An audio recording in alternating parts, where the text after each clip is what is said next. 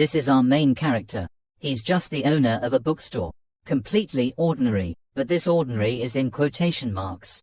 People read books to gain knowledge, but the people who read his books all enter a state of enlightenment. The power within each of his books is comparable to that of the gods, and the books only bestow their power on those who are destined. Those who are given books by him all become rulers of their own domains, reaching the highest levels of power. Okay, no more rambling. Welcome everyone to the bookstore, Tandier and friends. It's raining heavily right now, but there's a bookstore that's still open. Inside is our main character, arranging books and muttering to himself like he's just done some drugs. It's raining so hard, I bet no one else is coming. But what if someone forgot their umbrella and needed a place to take shelter? I'm such a good person. Hopefully, these kind and affectionate gestures will help bring in some income. Not for me. It should be gratitude from the customers. And of course, if they're moved by my kindness and hospitality, and then buy or borrow a few of my books, then that's a freaking fantastic plan. Scene changes to a small alley. Right now, there's a small fight happening here. A group of people are fighting with a woman. One of them throws a hidden weapon at her, but she dodges the attack, but still gets hit. Immediately after, she retaliates with a headshot. The hidden weapon thrower. Then she circles behind and breaks the neck of the remaining one. The fight is over, but she's still injured from the hidden weapon. Fresh blood slowly flows out, dripping into the rainwater and sizzling. Damn, it's over. It seems like I've broken 4 ribs. But it's okay. But even with the blood poisoning, the recovery will still take at least an hour. If I can't find a hiding place, it'll be very dangerous. In the rain, a faint light appears from the front of the bookstore, catching her attention. A bookstore, even though there are many shops, only this bookstore is still open. In the rain. Well, is this a coincidence? Or a trap? It doesn't matter, I just need to hide for as long as possible. Let's go inside. She pushes open the bookstore door. It's very quiet inside. Her eyes scan the entire bookstore. Behind the counter is a young man, the main character. Seeing a customer, he smiles cheerfully and says, "Welcome. I've been waiting for you." A beautiful and courageous customer. In this rain, he observes her from head to toe. No matter how I look at it, she has quite a few wounds. I have to use everything I have. No. I mean my therapeutic methods. I have a hot towel here. Would you like to dry off and warm up first? Seeing the creepy look in his eyes, she couldn't help but be wary. Waiting for me, and then he prepared everything he needed. A bookstore couldn't possibly be this well prepared. This can't be a coincidence. This bookstore owner must know something. Thank you. Just keep the heater on. What organization is he from? Is it the Secret Tower? Or the Reality Society? Or is he an appointee of the Witcher's Night? Whatever it is, this guy, he's definitely not just an ordinary bookstore owner. After wiping her face, she asks him, "You said you were waiting for me?" Of course, fate can be a very magical thing sometimes, allowing two strangers to meet. The main character starts using all his book-learned psychological therapy techniques that he has. It seems like you're in quite a difficult situation, huh? Step 1. Offer a suggestion. Saying someone is having trouble doesn't mean you're prying, it's simply a suggestion. But once the customer connects with their situation and starts to open up, that's the chance for Mr. Lamb here to heal their soul and then strengthen the bond between the two of them. Yes, I am having a problem.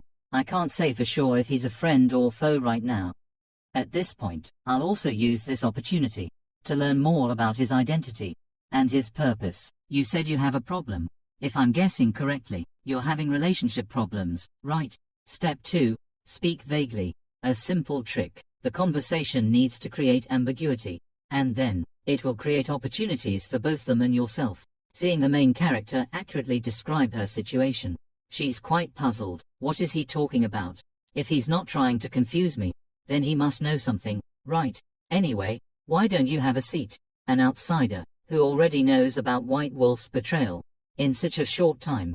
He couldn't have known in that amount of time, unless he was in control from the very beginning. I was betrayed. Everything was all his fault. That's the origin of the mirror technique. It's like a magical beast's egg that can attract other souls, and because of them, the camaraderie over the years was replaced by greed and fame. From those things, they started using their own power to wipe out their former allies. Hearing this answer, the main character is certain that he guessed correctly. He must have been cheated on massively to be like this. The main character says while holding up his teacup, "There are always two sides to everything, even though you were betrayed. But isn't this a chance to understand that person better? It seems like he knows everything." He's right, as long as there's a reason for their ambition to rise. It will still be like today, just with different timing and reasons. You're right, but I was very sad and hurt by this betrayal. What about realizing their baseness? It hurts a lot, right? I understand. That traitor hurt her deeply. If that's the case, then let this silver tongue enlighten you.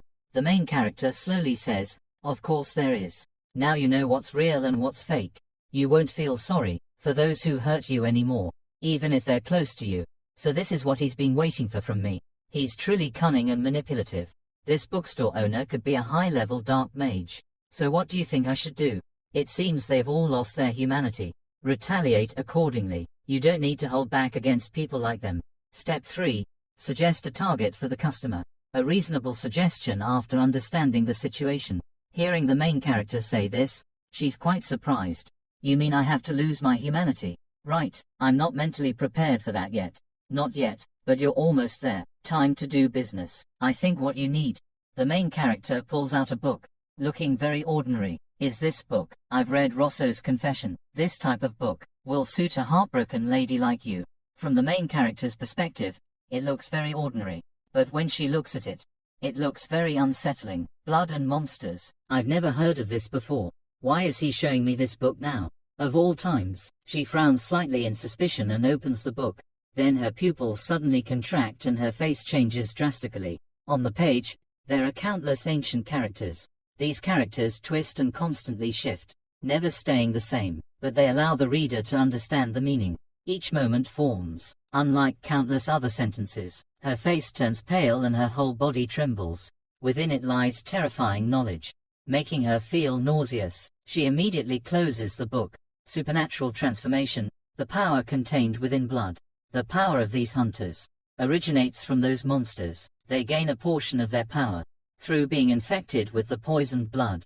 This dangerous. The greater the effect, the more toxic, and the stronger the hunter becomes.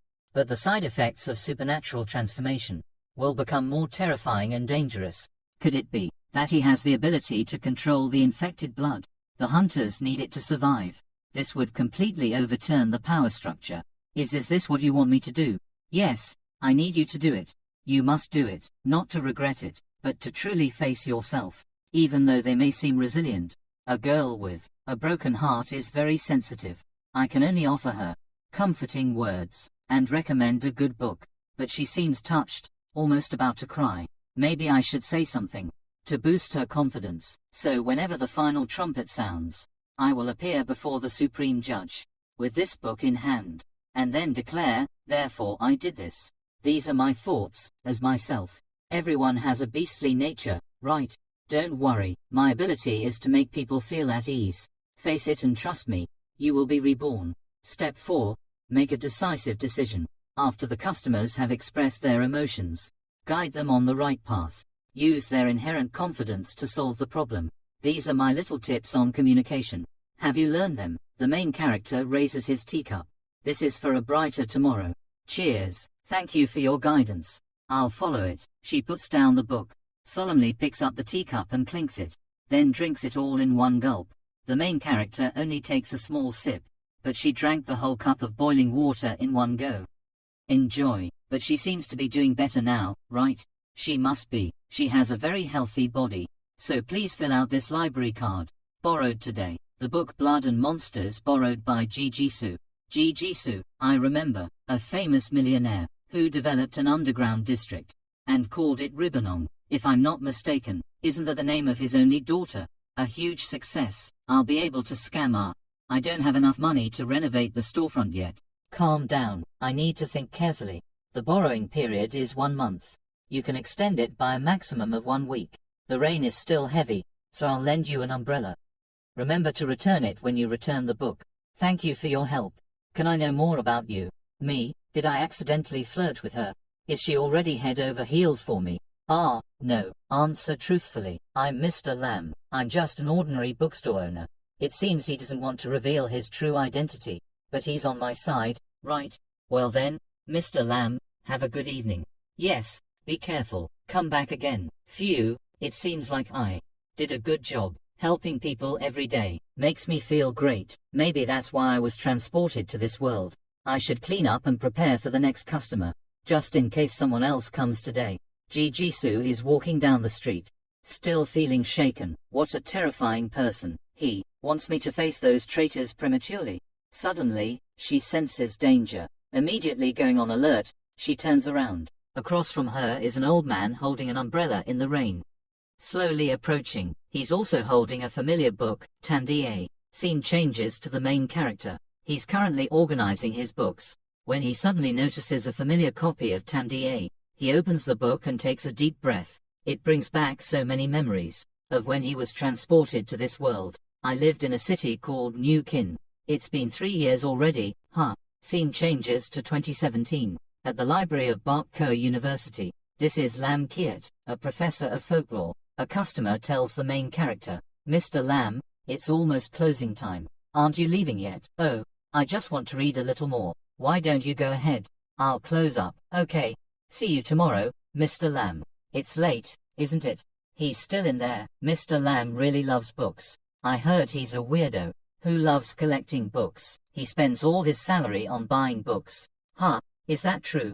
That's a bit much. Scene changes to late at night. The main character sees that it's time and locks the door, preparing to do something. In the middle of the library, a strange magic circle appears. The main character stands in the center of the circle, muttering something. With this, the preparations for the ritual are complete. I know that fulfilling this wish is like a dream, but if there's any glimmer of hope, I'll do it at any cost. The main character touches the magic circle and shouts, "Please let me have all the books in the world." After a while, nothing happens. The main character thinks he's gone too far with his delusions, when suddenly a strange, scrotum-like monster slowly appears behind him. He's about to give up and go home to read more books, when the monster breathes down his neck, making him break out in a cold sweat. He turns around and sees a bizarre portal. At this moment, he realizes his wish has come true. A leisurely life of reading awaits. He smiles with a dreamy expression and steps towards the portal. And that's how he arrived in this world. Thinking back, it's quite nostalgic. He mutters to himself again, even though I haven't had any customers for a while, my communication skills are still good. I imagine how happy that girl will be today. Scene changes to the girl from earlier. The old man with the book walks towards Jisoo. I thought I was going to die here today, but the old man simply walks past her, even though the old man does nothing. She's paralyzed with fear and can't move. Suddenly, he turns around. His eyes focus on the book in her hand, and he lets out an "Oh, so it's that book. What a lucky person." The old man's words send shivers down Jisoo's spine. After he walks away, Jisoo finally regains her composure and sits down against the wall. Is it him? No way. Immediately after, the old man stops in front of the main character's bookstore, Tamda. He opens the door. He walks in and the main character immediately recognizes the familiar customer.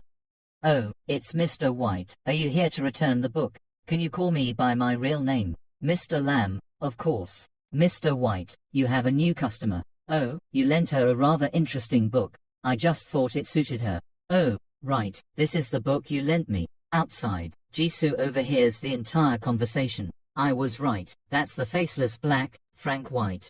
That brutal class mage." The awakened are classified into 4 categories, also known as the DHCK classification, which stands for disaster, havoc, calamity, and catastrophe. Indescribable. Frank White, the faceless black, is a brutal class black mage. His symbol is the mask he wears, and his half-snake blood gives him a dark blue aura. He once fought one of the 10 holy knights from the tower, and leveled an area of 10,000 square kilometers. That's how he earned the title of brutal. No, there are only 10 catastrophe class awakened in the New Kin region. But if you include the entire East area, there are almost 100. He only talks to awakened of the same class. That's all. Looks like I've met someone extraordinary. Meanwhile, inside the bookstore, you seem a little down. If you need any help from me, don't hesitate to ask. Mr. White is one of the regulars at my little shop.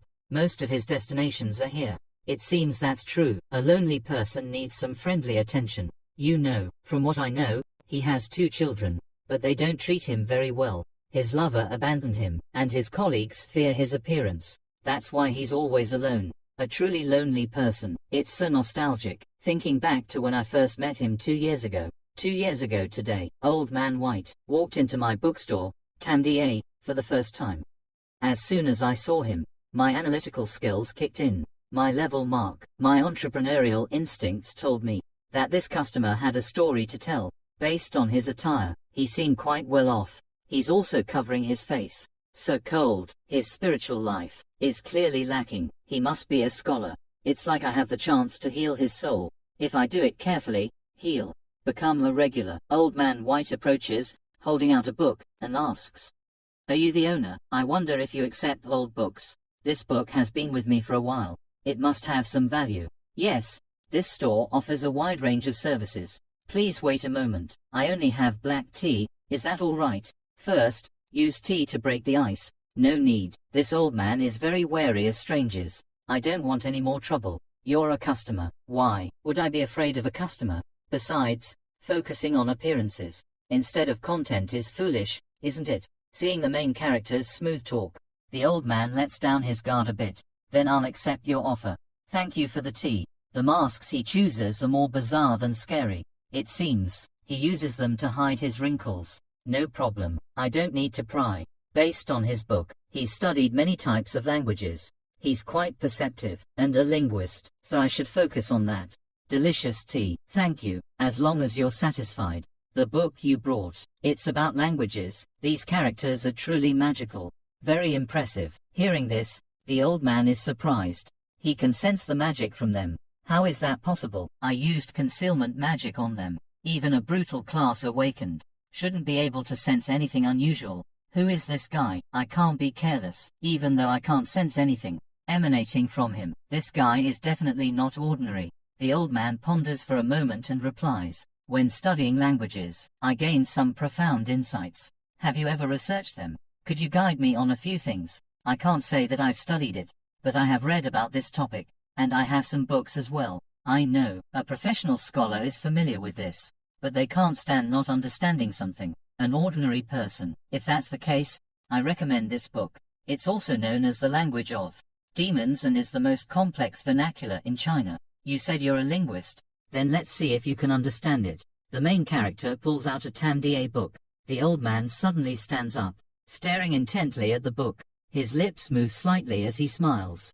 "The language of demons, Tamda. This is truly wicked, extremely wicked." Seeing the old man's enthusiasm, the main character rejoices inwardly. "All right, I'm amazing." The old man can't take his eyes off the book, but still manages to ask, "It's very rare. How did you find it?" "Ugh, I can't tell him. There's no China here. I can only say this." The main character starts to showcase his bullshitting skills. "It's from a magnificent ancient civilization, and this is one of the languages from that time. It's a shame I'll never have access to it again." Ancient and magnificent, a lost civilization, and he said he won't have access to it again. It's like he has a connection to that ancient civilization. This is terrifying at this distance. What a wonderful civilization. So intriguing. Just how terrifying is this guy? "Ah, what should I call you?" "Customer, I'm Frank White." "It doesn't really matter. May I know your name?" "My name is Lackey. I'm just a bookstore owner, so you don't have to be so formal." Old Man White, scene changes to the present. He smiles and says, "I just stumbled upon something new in my research. Thanks to the demon language book you lent me 2 years ago, I found a new research path. But I need more evidence like that book." "You still call it the demon language? What a humorous scholar. So, you want to borrow a similar Tamda book?" Scene changes to 45 years ago. Young White is still just a young man. Standing before him is a giant old man, with a crown on his head. The giant opens his mouth and utters 2 words, "Die now." Instantly, a crow perched on a tree drops dead. This leaves young White stunned. The giant explains to young White, "That is the power of magic. Mages are those who control the power of language and words. White mages inscribe spells, while black mages chant incantations. As a black mage, if you can find the sound from your soul, and create your own language, then you will understand these things. on an extraordinary level. Remembering the giant's teachings causes Old Man White to space out for a moment. So you want to borrow a similar book, right? This book is a bit too abstract, and it seems like it's only a fragment of a single language. It's deeply intertwined with culture and customs. I need something more straightforward than this. Ugh, let me see. Please wait a moment. It seems Mr. Lamb is still as kind and compassionate as ever. 2 years ago, I was in a very difficult situation, when facing that bastard Zoff, and when the path ahead became unclear, he was the one who guided me. He did something rare for me, without hesitation, and even managed to conceal his power from a brutal class like me. Mr. Lamb is beyond any describable class. It's been 2 years, and I've found some evidence about the forbidden spells, and the knowledge from those books is all thanks to the wisdom of this scholar. I need to show my gratitude. A moment later. Sorry for the wait, although I'm a little confident. I think it'll suit you. To be honest, I'm quite confident in this area. White's eyes widen. His grip on the book immediately changes. Did you write this? Yes, I did. He sees the title, Ghoul Occult. This is your research. Your field is related to rituals. Mainstream religions are quite vast. There are 3 main beliefs: worshipping the Knowledge and Truth Society, worshipping the Moon and Mirror Church, worshipping the High Wall and Plague Church. This is an extremely rare book. You seem to really like this book. It's one of my favorite books, and I created it long ago. A very, very long time ago. This is a part of my initial research topic. It also changed my destiny. A long time ago. Changed your destiny, so that's how it is. A brilliant scholar, who studies forbidden fields, would be ostracized by everyone. That's why Mr. Lamb had to go into hiding. This book doesn't seem to have been published yet. The main character nods. That's right, I had an accident at the time, so I couldn't publish it in time. So I only have this one copy. Right, if I hadn't come to this world, I could have gained some fame with those professors, or something, with this 6 folktales book. But we've gotten to know each other, so I'll lend it to you. Of course, if you don't trust me, I can also recommend other books. He gave me a precious, unique copy. Not only that, but also an unpublished masterpiece. What does he want from me? Thank you very much for your generosity. It would be an honor to read a book you created. This is truly a priceless book, and yet you gave me such an important item. I feel very indebted to you. Is he using me as a test subject? Wow, the old man is so kind. So you're interested, but you don't want to borrow this book. After knowing it's my only copy, I have to reassure him. The main character pats the old man's shoulder and says, "Don't worry, White.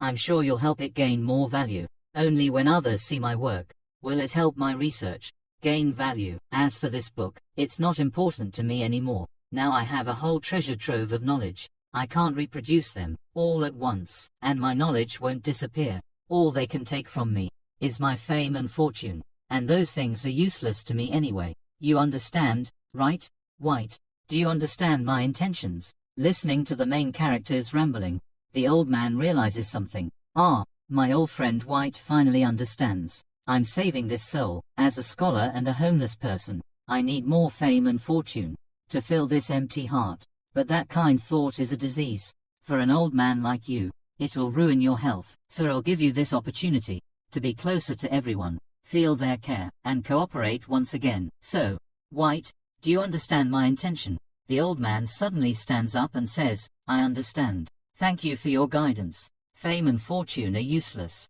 You are warning me not to say that I'm the author of this book. If you think it's okay, I'd be happy if you recommend it to others. All right, I'll do my best. It seems this is the price Mr. Lamb wants me to pay. He wants my help to spread this. If I need to spread the word about this content, and not reveal his identity, I'll have to study it thoroughly before circulating it. I'll have to be careful at all times. Thank you for your guidance over the years. This is a small gift as a token of my gratitude. I hope you'll accept it." The old man pulls out a pitch-black stone statue from his pocket.